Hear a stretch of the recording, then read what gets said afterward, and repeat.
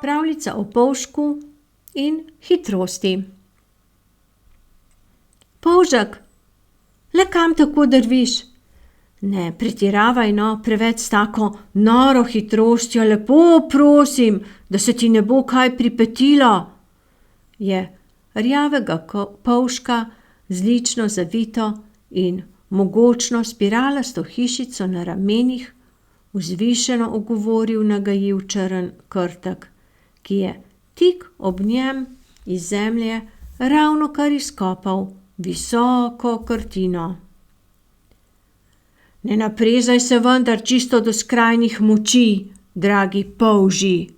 Res si hiter kot kaka ognjena strela, ampak raje malo zabremzaj na ovinkih, da se ne boš še raztreščil ob kakem deblu in ti bo huda predla. Ga je namenoma podražila še progasta stonoga. Kaj, če si od prevelike hitrosti razbiješ to lepo hišico, potem boš pa prosjačil ob gozdni stezi kot kak siromak, si ga je za nameček sposodila še zelena kobilica. Pazite, gromka strela bo zdaj udarila. Polžek se je izstrelil, drvi kot raketa, reši se, kdor se more, se je oglasil tudi igrivi Muranček in se od smeha kar valjal po mehkem mahovju. Bežimo, so se mu vsi v en glas privoščljivo rogali in se prav nesramno krohotali. Seveda se je malega polžka hitro prijelo tudi kar se da nenavadno ime – Polžek Strelko. Včasih se je tako razjezil, da se je od pene še bolj kot ponavadi slinil, a nič ni pomagalo. Ko ni mogel več poslušati žaljivk, je hitro skril svoje rožičke, se zaprl v svoj mali domek in vhod neprodušno zapečatil in zapacal še z gosto slino. A krtkovi glasovi so še kar naprej neusmiljeno odmevali od tankih sten njegove prav umetelno zavite hišice. Slinko, potepinko, kam si zopet pobegnil? Strelko, debelko, daj poskoči in švigni čez nebo kot strela, ne bodi no taka mila jera. Dajmo, zapojmo sedaj vsi en glas. Polžek Strelko kar žari, ko z nadzvočno hitrostjo pridrvi. Kako je to smešno, daj zbudi se že, slavni dirkač, ne bodi vendar tak zamerljivko. Si pa res en mehkužec, ti sluzasti pužec, ko ti kljub mogočni hišici še navadne šale pridejo tako do živega. Prav neutesani so in skrajno nesramni. Samo neumneži delajo take primerjave. Čisto brez repa in glave, se je hudoval polžek in kar škripal svojimi drobcenimi zobki. Pa kaj še, porečete, polžki vendar nimajo zob. Pa se motite. Njihovo zobovje se imenuje strgača, na kateri je lahko tudi več tisoč različno oblikovanih zobcev, ki kot pila strgajo drobne delce hrane, lišaje, različne vrste gob, rastline, pa tudi odmrlo organsko snov. Ravno nasprotno, še na misel mi ne pride, da bi hitel kot vsi ti blazneži, ki poskakujejo kot kaki kobiljeki. Počasi se daleč pride. Norci zmešani, oni drvijo v gotovi propad, kot da bi kar prosili za nesrečo in da bi bilo vsega pri priči konec. Največje lepote vendar opaziš le, ko si zares vzameš čas zanje. In jaz znam občudovati vse, kar je lepo in se mi prav nikamor ne mudi, si je jezno prigovarjal. Morda res ne bom videl vsega naenkrat, toda vsako stvar, ki jo vidim, resnično občutim, je jezno mrmral. Mehkužec, pužec, pa kaj še? Ta trapasti krt ne vidi niti 2 prsta pred svojim neumnim rilcem.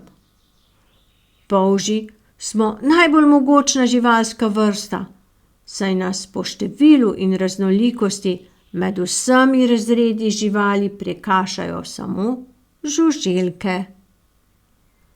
Naseljujemo zelo različna okolja, od nižin do visokih gorovi, od tropskih deževnih gozdov pa vse do puščav. Znajdemo se tudi v krajih z mrzlim podnebjem, živimo tako v rekah, kot tudi v jezerih. V morju naseljujemo dejansko vse globine.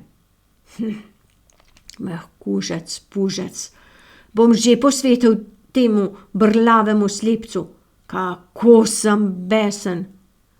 Ta ubogi krtek se mi že ne bo sposojal, ali kaj, saj je le navaden rovokopač, vedno brez hiše in reven kot pravi berač.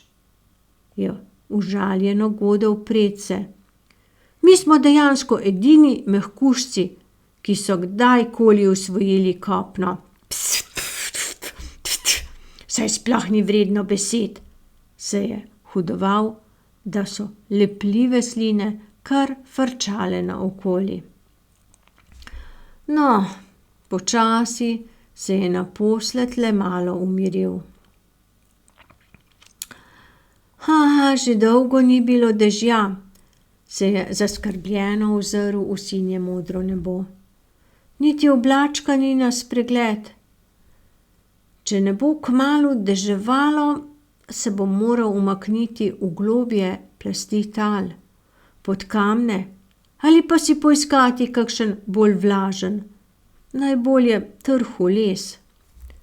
Če pa bo še naprej suša, bo moral za dalj časa zapreti ustja svoje hišice z zaklepom in se dobro zalizati. Na kako čim bolj hladno in senčno podlago se bom prilepil s posušeno sluzjo in potem čakal na prve dežne kaplje. Če pa se bodo temperature dvignile preko 40 stopinj Celzija, se mi bo pa res slabo pisalo. Te podnebne spremembe me bodo res pokopale, je nejevoljno pomodroval. Ta neumni človek škropi vse povprek z nevarnimi kemikalijami in strupi, da so tla že čisto onesnažena, sedaj pa še ta neznosna vročina. Kaj bo tega trapastega in požrešnega sesalca, ki tako važno hodi le po 2 nogah, le kdaj srečala pamet? Polžek ni imel veliko resničnih prijateljev. Na njegovem spisku je bilo na žalost veliko več smrtnih sovražnikov.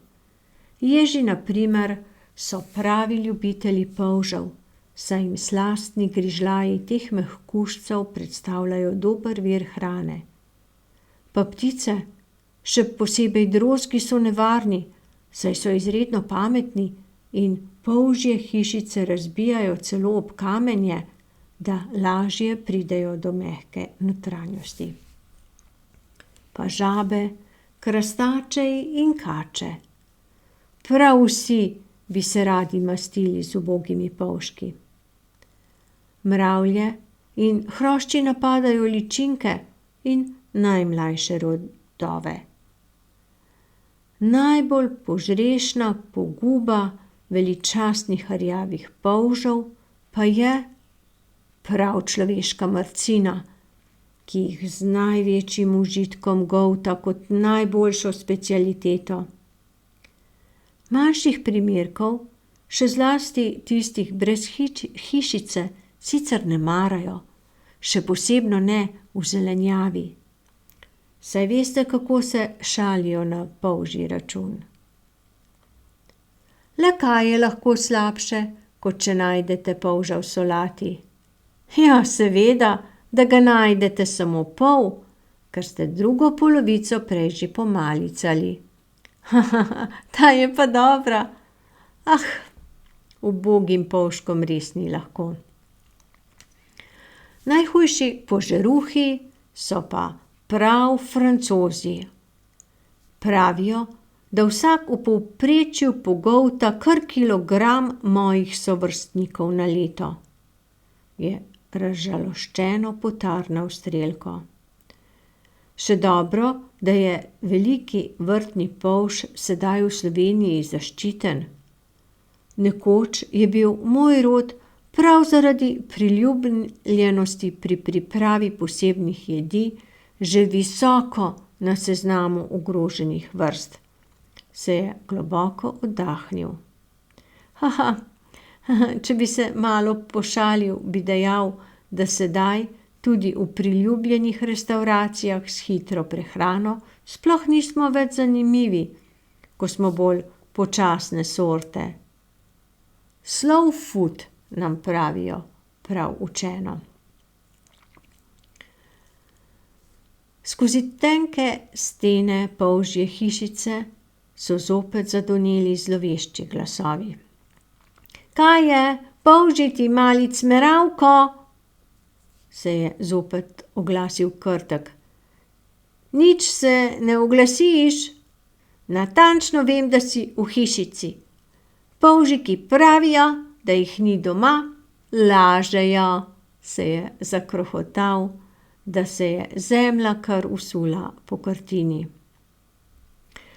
Ti že pokažem, ti ne pridi prav frdamani, se Strelko ni mogel več zadržati. Enkrat ti bom že preštel beraške kosti, ti črnuh zagamani, je zarohnelo iz hišice kot iz topa. Kaj ne veš, da smo polži najmočnejša žival na svetu? Si sploh že kdaj videl koga, da bi nosil celo hišo na hrbtu? Krtek ni bil preveč pametne narave. Malo je razmislil, potem pa je iz previdnosti raje zopet smuknil nazaj v svojo krtino in jo hitro zasul.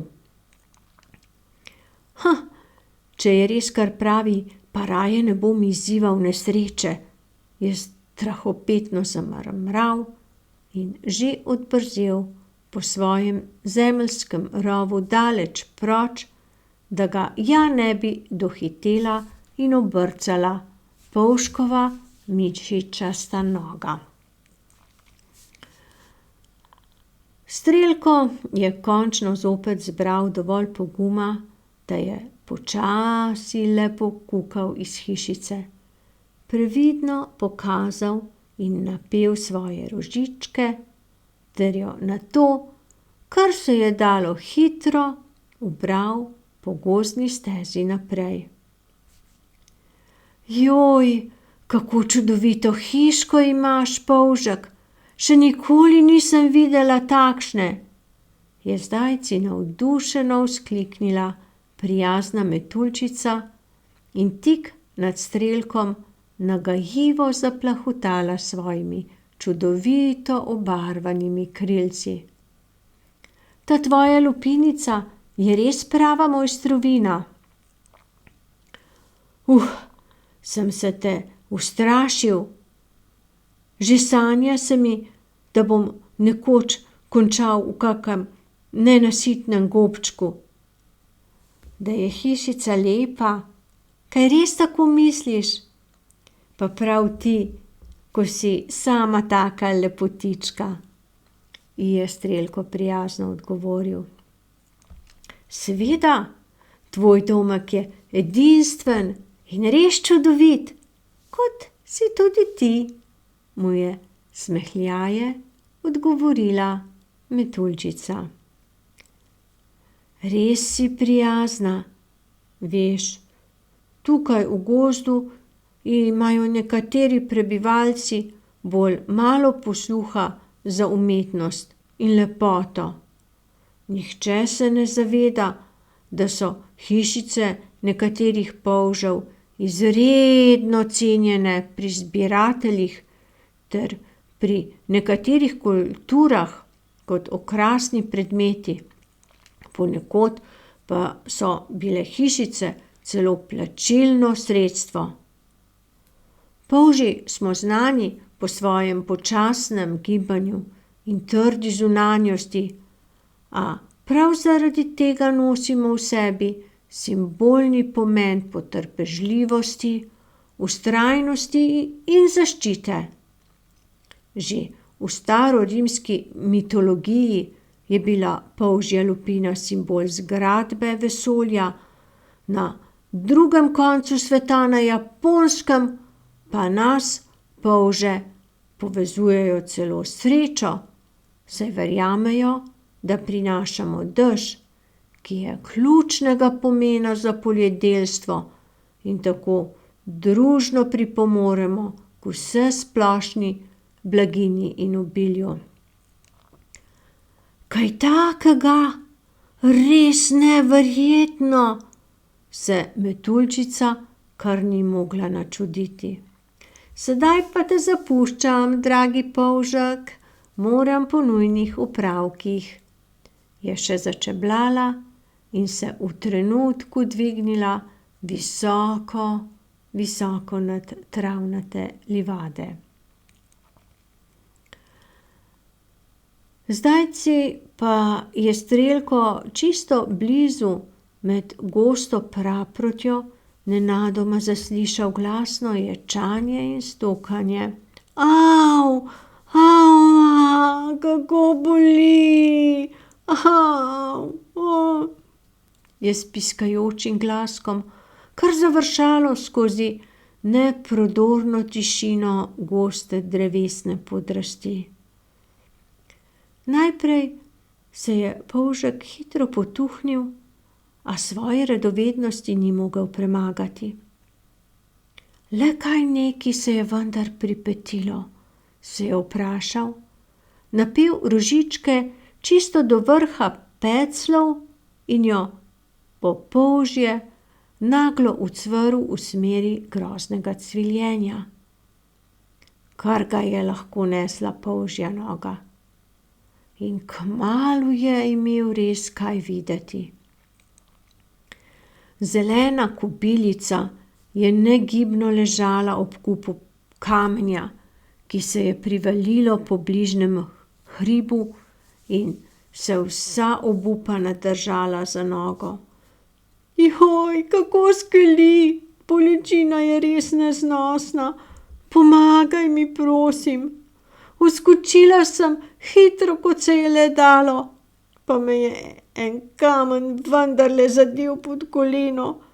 In sedaj se še premakniti ne morem več, je hlipala.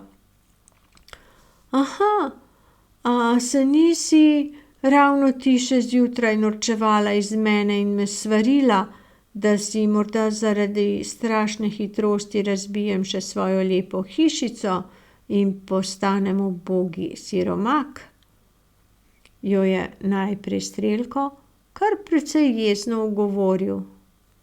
Res je, dragi polžek, ampak sedaj mi je resnično žal, da sem se ponorčevala iz tebe in obljubim, da ti nikoli več ne bom namenila zle besede, samo pomagaj mi, je kobilica skesano povesila glavico. Ja, imaš res srečo, da sem dobrega srca in da ne kuham za mir. V nesreči si moramo vendarle vsi pomagati, je poltiho zamrmljal Polžek ter si natančno ugledal kobiličino nogo. Nič ni zlomljeno, samo hud udarec si utrpela. Pa še kožo si pošteno odrgnila. To bova pa že nekako rešila. Nato je poškodovano mesto marljivo premazal z gosto slino, ga dobro oblepil in potem še prav natančno in skrbno utrdil z zdravilnimi travicami. Sedaj morava samo še nekaj časa mirovati, je zadovoljno pripomnil. Veš, rjavi polži nismo kar tako od muh. Naša slina dejansko lahko pomori številne bakterije in bacile. Saj te zgodovina verjetno ne zanima preveč, ampak vedi, da so že Rimljani in Grki polžjo slino uporabljali za zdravljenje omedlevice in lajšanje bolečin.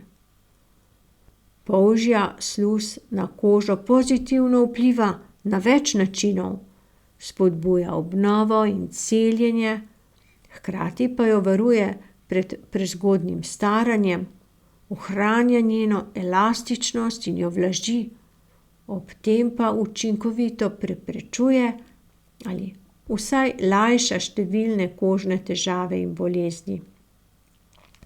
No, pa dovolj besedičenja. Poskusi zdaj stopiti na noge. Kobilica je najprej nezaupljivo pokrčila nogo, potem pa ob svojem nepopisnem začudenju v trenutku lahko že skočila po konci ter nato veselo odskakljala v goščavo. Polžek, hvala ti, nekaj časa bom res še previdno krevslala naokoli, ampak to, kar si naredil, je res pravi čudež. Mislila sem, da mi ni več pomoči. Vsemu gozdu bom raztrobila o tvoji dobroti in o čudežni zdravilni moči tvoje sline. Polžek Strelko se je le veselo nasmehnil.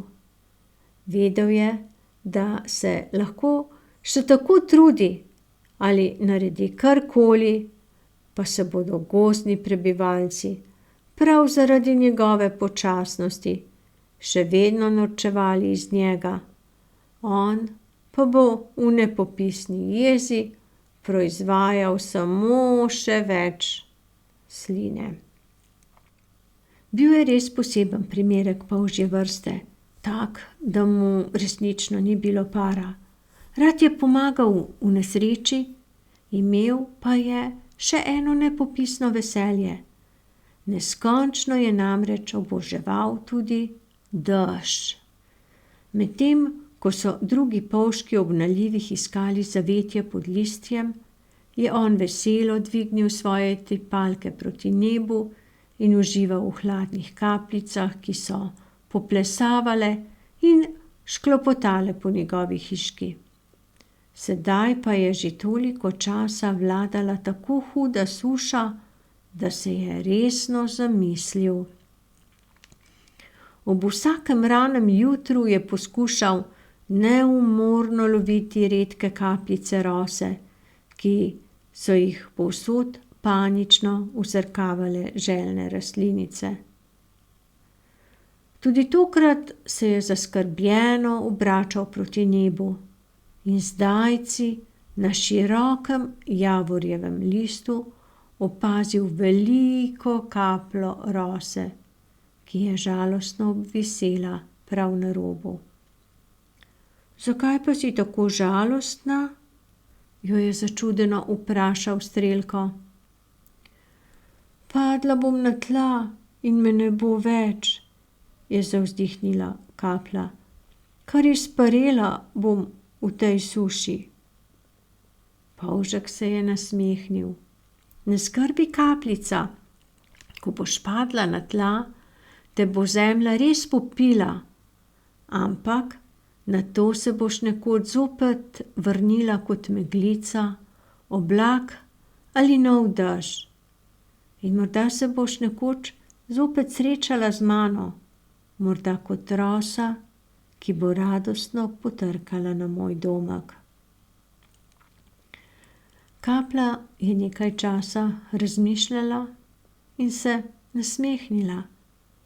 Pogumno je zdrsnila z listja in kot zastavo pristala ravno na Strelkovi hišici. Bilo je res veličastno. Polžek je zopet spoznal, kako pomembni so prav ti drobni trenutki našega življenja, ki so postali že tako vsakdanji, da se jih vse premalokrat zavemo. Ja, res je, na koncu koncev vendarle ni pomembno samo število čudes sveta, ki jih obiščemo, ali dogodkov, ki jih doživimo, ampak njihova prava globina, pomen in smisel, je radostno pomislil. In nato se je zgodilo nekaj res posebnega. Strelkovi kapljici so potem sledile še druge kaplje. Najprej je začelo na drobno rositi, dežne kaplje so postajale vse večje in se na koncu združile v pravi naliv, ki je s svojim enakomernim šklopotanjem in škrebljanjem dobro pretresal tudi Strelkovo hišico. Polžek se je ozrl v temne oblake in z nepopisno radostjo pozdravil dež, saj je izmučenemu gozdu z vsako kapljico zopet vračal življenje in novih moči. Oh, Polžek, res počasen si. Nikoli ne boš videl vseh čudes, preden se stemni, se je preroško nasmehnil. Vedel je, da se življenjskih danosti resnično zavemo šele takrat, ko jih zavedno izgubimo.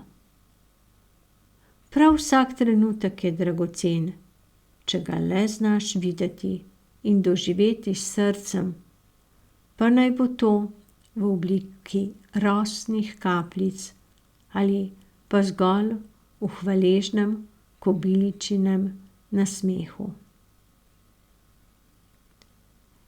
In naše pripovedi je konec.